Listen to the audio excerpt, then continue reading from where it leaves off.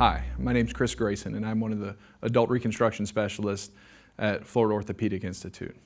We're the largest group in the state of Florida, consisting of over 40 physicians, covering 10 locations throughout the Tampa Bay area, and operating at many of the hospitals throughout Hillsborough and Pinellas County. We consist of fellowship-trained specialists covering nearly all of the subspecialties of orthopedics, also offering a full range of services for our patients, such as CT scan, physical therapy, MRI. First, a little bit about myself. I'm originally from Baton Rouge, Louisiana, and stayed there through undergrad, where I went to LSU.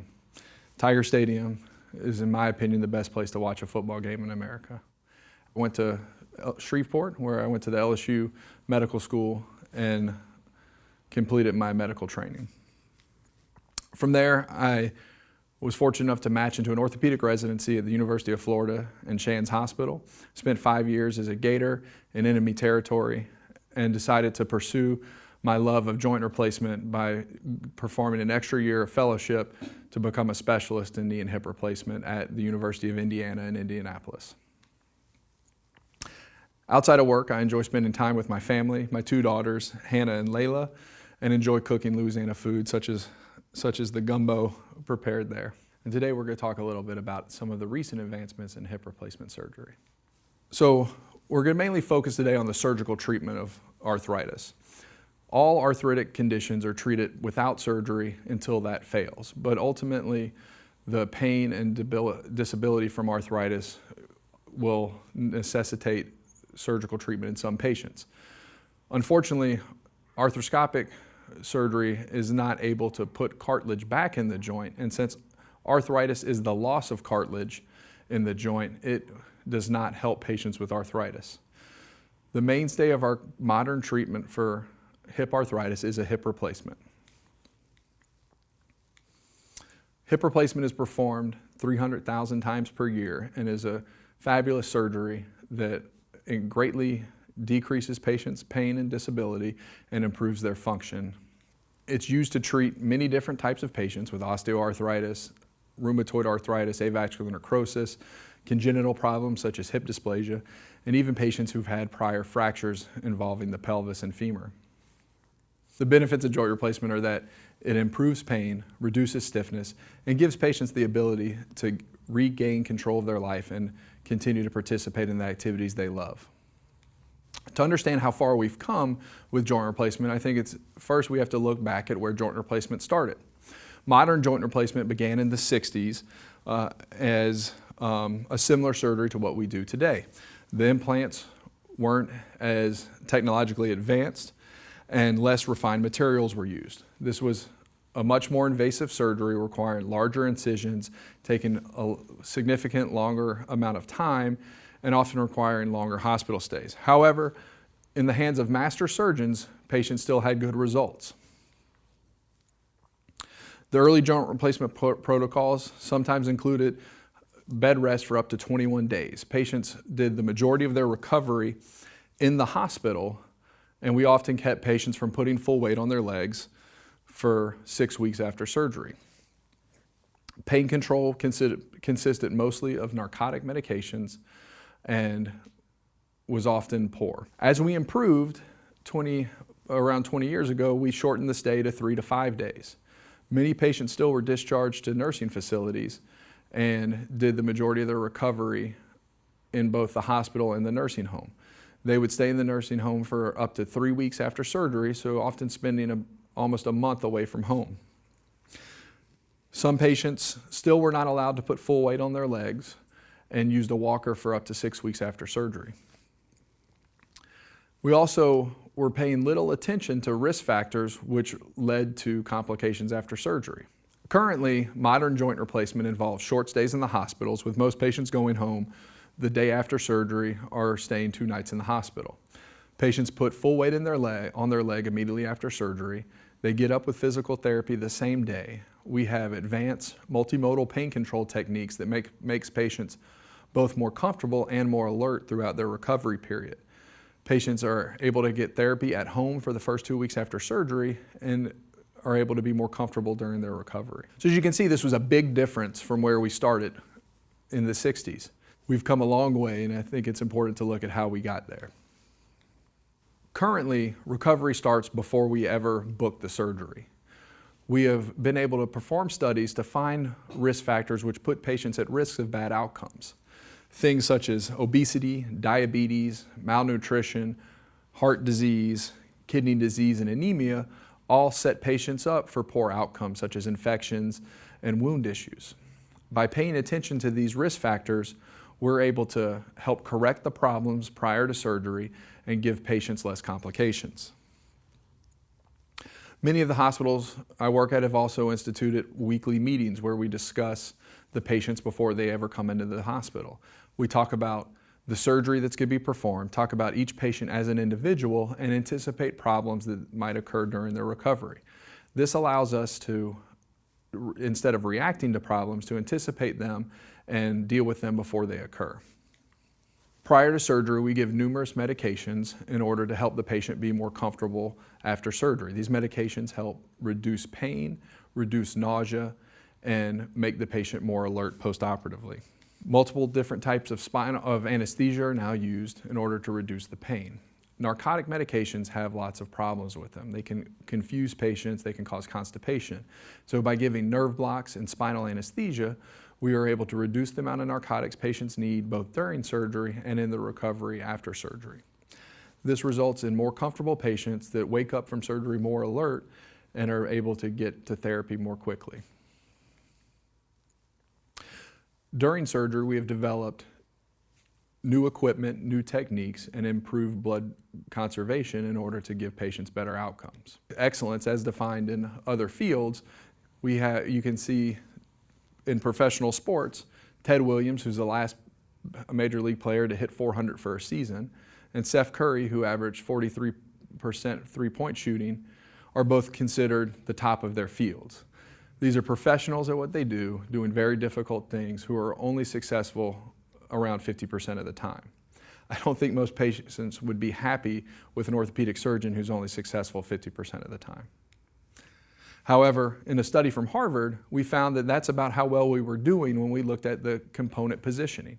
When we looked at where the acetabular component, the cup of the hip replacement, was placed, we were only hitting our goal 50% of the time.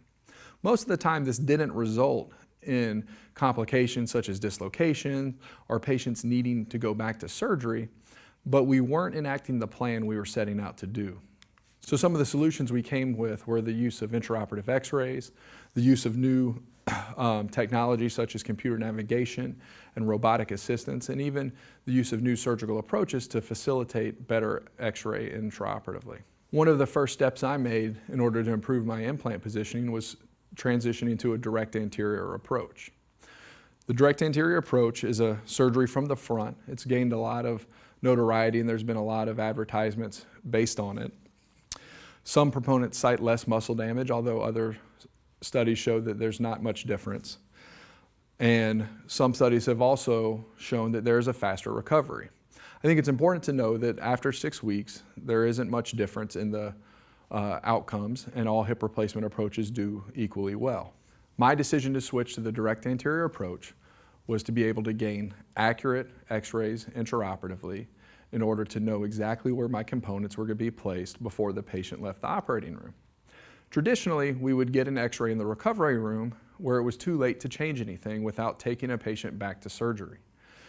By getting x-rays in surgery, I'm able to make any adjustments that need to be made before the patient leaves the operating room. Computer navigation is the next generation of technology from plain x-rays. This allowed us to supply points to the computer, and the computer created a virtual map of the patient's anatomy. This then allowed us to use special instrumentation to place the components exactly where we wanted them to be. One of the first improvements in technology we made was the use of computer navigation. With computer navigation systems, the surgeon supplied points along the patient's anatomy to the computer so the computer could create a virtual map of the patient's bones. This allowed the computer to then use special instrumentation to give guidance on implant positioning to the surgeon.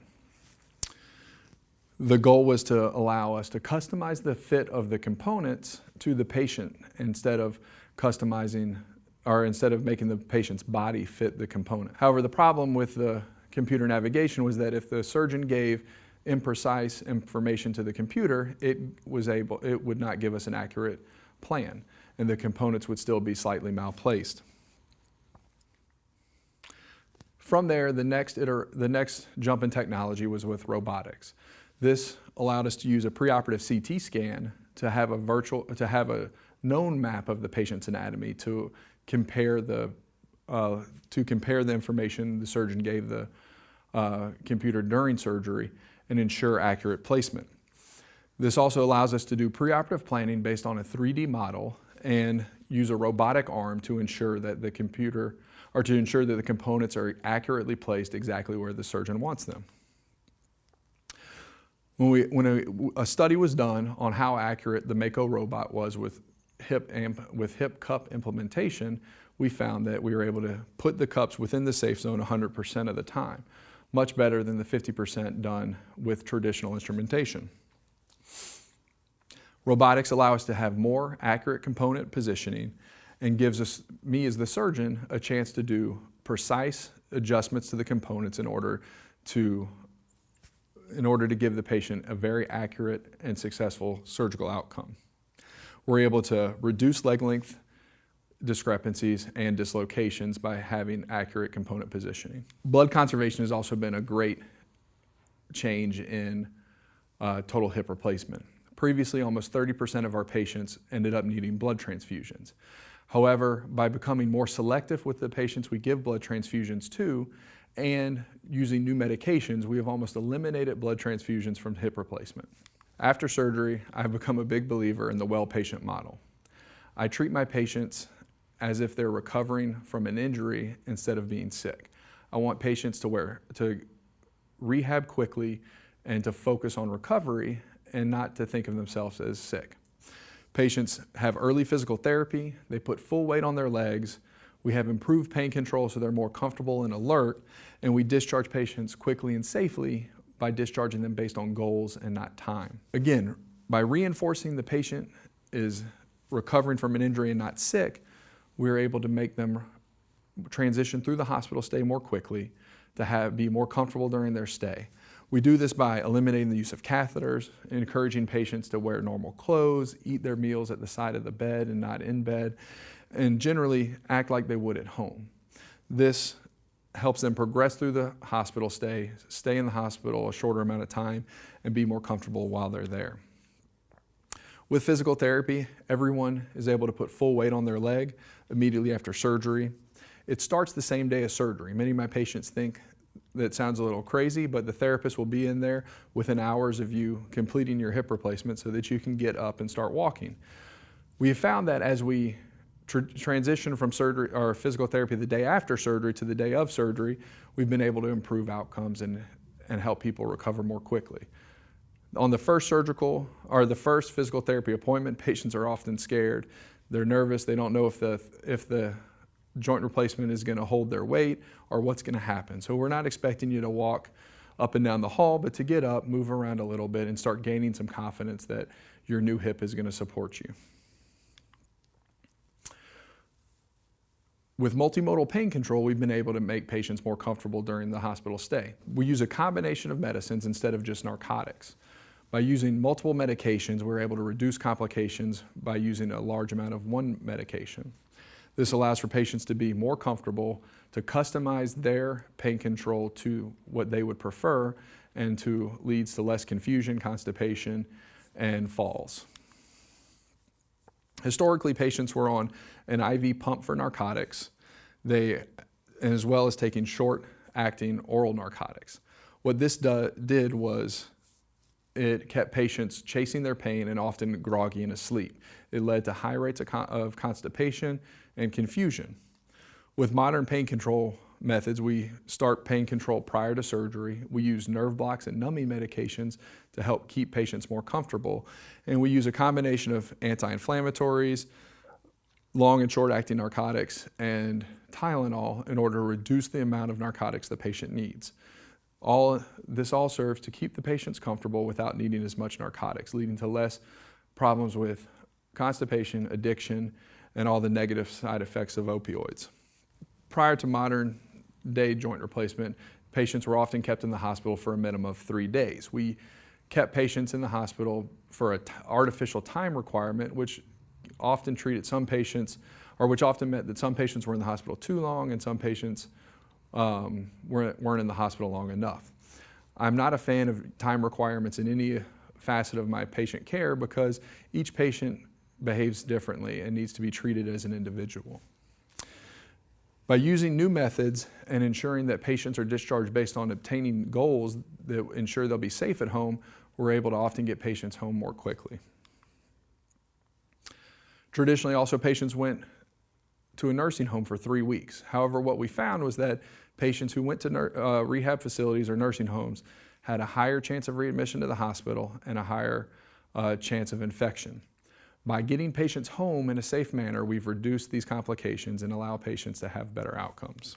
So ultimately, with modern joint replacement, you can expect short stays in the hospital, more comfortable recovery, return to your activities in an expedient fashion, safely going home instead of a rehab center, and working with the therapist at your house in the first 2 weeks, allowing you to be in charge of your own pain control and transition back to your normal life more quickly. You can expect better outcomes, less pain, better functional results, and happier patients. Thank you for your time. I hope you enjoyed my talk and found it informative. Please visit our website for more information about Florida Orthopedic Institute's hip replacement program.